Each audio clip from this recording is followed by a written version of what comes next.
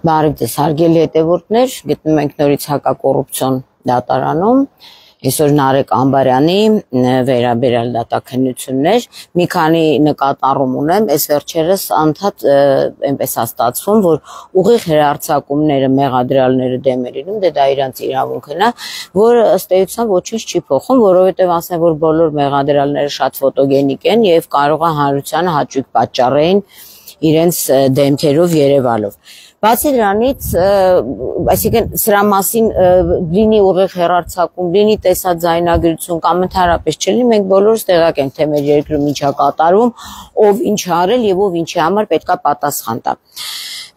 Այսպես, բացի դրանից միջնորդություն էին ներկայացրել պաշտպանները, որպեսզի դատալեքսում տեղեկատվությունը լինի զուտ դատաքննության մասնակիցների համար։ Ըստ էության ես դրանից շատ ուրախացա,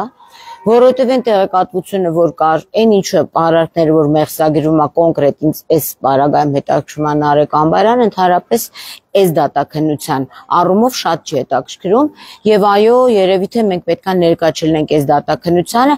բայց եւ պետքա հետամուտ լինենք, որ Հակարի ՍՊ-ի գործով Նարեկ Ամբարյանը եւ իր կինը, որոնք 1 միլիարդ 107 միլիոն դրամից ավել գումար են յուրացրել եւ առերևույթ բառը ստեղ չեմ օգտագործում, որտեղ Արցախի նախագահ Արայիկ Հարությունյան երբ որ պատկերացնում էր, որ ինքը եւ իր Բակո Սահակյանը վերացրել են բոլոր փաստաթղթերը, պարզվեց, որ չէին կարողացել այդ փաստաթղթերը վերացնել, որոնց բնօրինակները գտնվում է ինձ մոտ։ Սա մեկ, երկրորդը Այն որ դուք դատալեքսում որոշում եք տեղեկատվությունը փակել, շատ լավ է, բայց թափանցիկությունը եւ հաշվետվողականությունը ընդհանրապես լավ բան է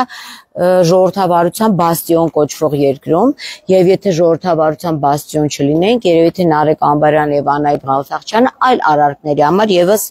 լինեին մեղադրյալի աթոռի, սա առերևույթ բառն ենք օգտագործում։ Հիմա դուք որ դատալեքսում որոշել եք տեղեկատվությունը փակել, մի քիչ ուշացել եք, որտեղ բոլոր լրատվամիջոցներում, դրա հետ միասին նաև մեր կազմակերպությանը պատկանող լրատվամիջոցում, բնականաբար այդ ամբողջ տեղեկատվությունը տրամադրված է։ Ասենք ես հիմա դիցուկ կարդամ 16/09/2025 թվական Aurora News-ից, գնացեք Aurora News-ի տեղեկատվությունն էլ փակեք, եթե կարող եք 14-15 փաստաբանով, ասեք, որ պետքա փակենք։ Ինչու՞մ է, ինչ արարքա մեղսագրվում Նարեկ Գուրգենի Ամբարյանին այս դատաքննությամբ, այս դատական նիստերով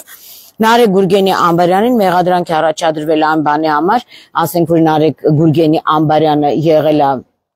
զինվորական դատախազության քննիչ, իսկ վերջինիս եղբայրը եղել է ՀՀ գլխավոր դատախազության կոռուպցիայի դեմ վարչության կոդ կամ կոռուպցիոն հանցագործությունների միգուցե այդ ֆորմուլիրովկան լավ չեմ հիշում, բայց պայքարել է կոռուպցիայի դեմ, բայց չի կարողացել իրանց ընտանիքում փողերի լվացման դեմ երևի այդ պայքարը տանի, որովհետև մեղսագրվում է հետևյալ արարքը Նարեկ Ամբարյանին մեղադրանք է առաջադրվել այն բանի համար, այս հատուկ նրանց համար, ում համար պաշտպանները որոշեցին դատալեքսի տեղեկատվությունը փակել, ամենուր կարանք այս տեքստը կրկնենք եւ ձեր միջնորդությունը դառնա իջիկ։ Առաջադրվել այն բանի համար, որ 2014 թվականի հուլիսի 1-ից հանդիսանալով Զանգեզուրի պղնձի մոլիբդենի գործան ՓԲ ընկերության գլխավոր տնօրեն Պոլոսկովի առաջին տեղակալ, ինչպես նաև 2018 թվականի մարտի 1-ին խորհրդի անդամ ի պաշտոն է, իր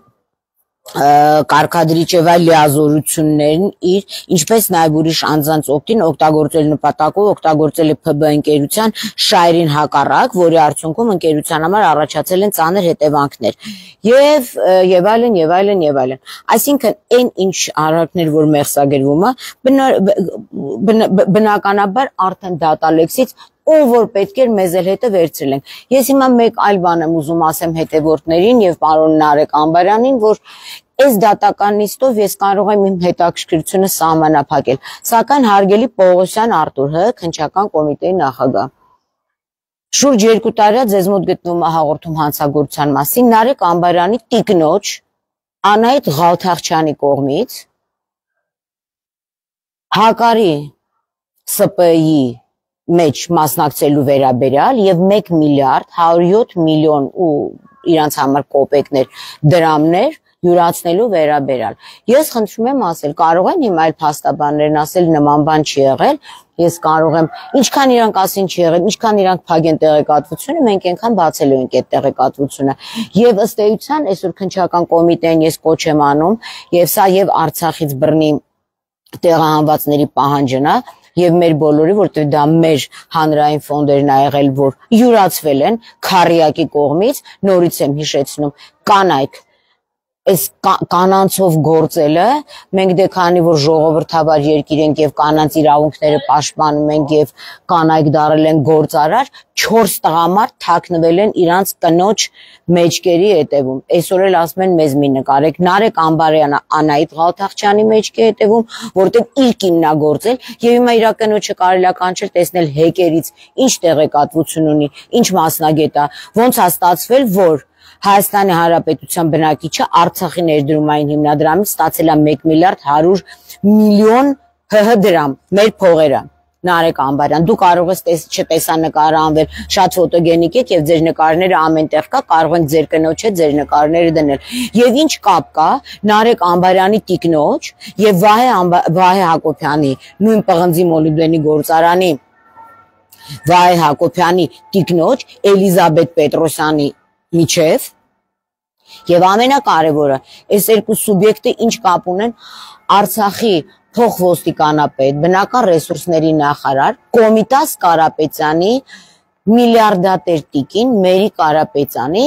եւ Պոլոսկովի տիկնոջ հետ։ Այսինքն այս խայտարակությունը փակելու համար այսօր ասել դատականիստը մի նկարը, քավլիցի ձեր դատականիստը ընդհանրապես էլի չի հետաքրքրում, կարող եք 100 փաստաբան էլ բարձել կամ 500 մեծ հարգանքով բոլոր փաստաբանների նկատմամբ, այո, փակեք դատալեքսուն տեղեկատվությունը, որ ես ամեն օր կամ երբ որ տրամադրությունս տա, դնեմ այն ամբողջ տեղեկատվությունը, որ արկա է Նարեկ Ամբարյանը։ Նարեկ Ամբարյանը ինքն է հասել նրան, որ իր անունը հիմա ավելի շատ շարժվի։ Այսինքն դուք այսօր լուրջ ծառայություն մատուցեցիք մեզ, անվճար ծառայություն հակակոռուպցիոն բլոգին, լուրջ ծառայություն մատուցեցիք պարոն Արթուր Պողոսյան, նորից եմ ես կրկնում, Տիկին Վարդապետյան, 2 տարի է դուք հակարի ՍՊԸ-ն եք քննում, մի այնպես արեք, որ այլ փաստաթղթեր եւս Նարեկ Ամբարյանի եւ տիկնոջ մասին մենք սկսենք հրապարակել։ Բարին են ձեզ, քիչ հետո մտնելու ենք քաղաքականություն մտնող Սերժ Սարգսյանի վրա ցուցմունք տվող Վաչագան Ղազարյանի նիստին եւ դրանից հետո անպայման բնականաբար կհանդիպենք մեր հետևորդների հետ եւ կասենք թե այդ նիստին ինչ ա կատարվել։ Ես մի բան եմ ուզում հասկանամ, առերևույթ հանցագործություն անելուց բոլորը նկարվում են, մեկը աղրանիկի դերում, մեկը տնօրենի դերում, հենց հասնում են դատարան, մեկը քաղաքապետի դերում, հենց հասնում են դատարան, նույն Երվանդ Զախարյանը երիտասարդության պալատը ծախելուց չէր ամաչում ամենտեղ նկարվեր ասել, որ դարի պրոյեկտ է անում, դատարանի դալիճում ամաչում է, Նարեկ Ամբարյանը դատարանի դալիճում չի ուզում, բայց պղնձի մոլիբդենի ԶՊՄԿ-ի ֆոնի վրա 1600 հատ նկար ունի, որ կնոջը բրդում է, որ կինը գնա հակարի ՍՊ-ում դառնա փայատեր, անհարմար չի զգում, որ ինքը լինելով տղամարդ իր կնոջն է, հա, տանում, իր աղբերը անհարմար չի զգում, որ կոռուպցիայի դեմ պայքարում է գլխավոր դատախազությունում, իրանց տան կոռուպցիան չեն կարողանում, ինչքան կարակ քաղաքացիերով մտեք դատարան, ինչքան կարակ դատալեքսները փակեք, դու գիտեք Նյուտոնի օրենքը, ինչքան սխմում ես այս կողմից հակազդեցությունը ավելի շատ է, չնայած դուք իրավաբան եք, պարտավոր չեք ֆիզիկայում Նյուտոնի 3 օրենքներն իմանալ, լավ մնացեք, մինչ կհանդիպենք այսօր նորից։